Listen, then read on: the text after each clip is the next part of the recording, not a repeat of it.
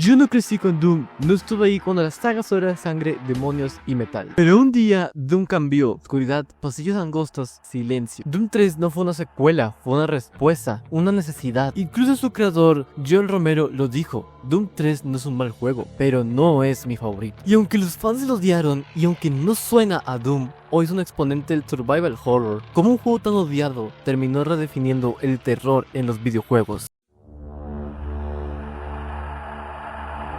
En 2004 los videojuegos de terror vivían una de sus mejores épocas. Títulos como Resident Evil y Silent Hill habían convertido el survival horror en un fenómeno global. Con entregas como Silent Hill 2 o Resident Evil Remake, el terror psicológico se volvió protagonista, atmósferas densas, enemigos inquietantes y tramas que exploraban los miedos más profundos del ser humano. Ese mismo año, el género FPS también estaba en la cima. Half-Life 2 revolucionaba la narrativa en primera persona con su mundo reactivo e inmersivo, mientras Halo 2 expandía el multijugador competitivo y la escala épica de los combates. Los FPS eran rápidos, cinematográficos y cada vez más inteligentes. Y justo en medio de estos dos colosos llegó Doom 3. Pero este Doom no era como los anteriores. En vez de seguir apostando por la acción desenfrenada y el metal a todo volumen, Doom 3 apostó por el silencio, por la oscuridad, por el miedo. Doom 3 no solo quería que dispararas, quería que sintieras pánico, que caminaras con cautela, que saltaras ante cualquier sonido, y aquí es donde los géneros de FPS y survival horror se cruzaron, creando una experiencia única que definió su propia identidad y de la cual debemos hablar sobre sus mecánicas.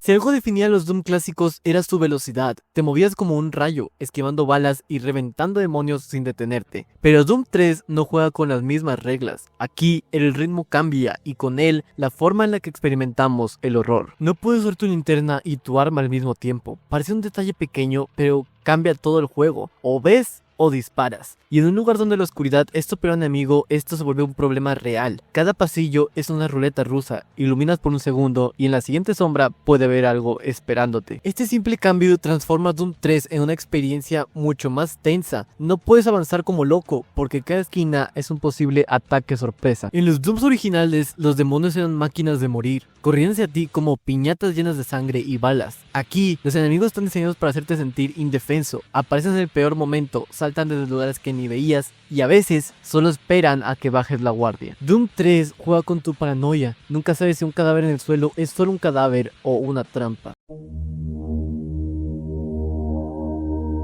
Doom 3 no fue el juego que todos esperaban, pero fue el juego que alguien tenía que hacer. Mientras el mundo celebraba la acción veloz y la epicidad espacial de títulos como Halo 2 o Half-Life 2, Doom se detuvo, miró al terror y eligió el silencio sobre el caos. Fue como si la franquicia necesitara respirar, apagar las luces y mirar qué pasaba cuando el miedo no venía del monstruo, sino de la oscuridad donde se esconde. Las críticas no tardaron en llegar, muchos lo llamaron lento, repetitivo, frustrante. Otros simplemente dijeron: esto no es Doom. Y es cierto, no era el Doom que todos conocían, era otro tipo de juego, uno que arriesgó todo para explorar otro género. Y aunque no redefinió los FPS como su antecesor, sí dejó una marca dentro del survival horror, influyó, inspiró y para muchos fue una puerta de entrada al miedo digital. Hay juegos que dan miedo y hay juegos que te hacen sentir miedo. Doom 3 fue de los segundos. Con los años, más jugadores comenzaron a revisitarlo, a entenderlo y a valorarlo, no por lo que le faltaba, sino por lo que se atrevió a hacer. Fue un desvío extraño, pero necesario, un experimento que, aunque imperfecto,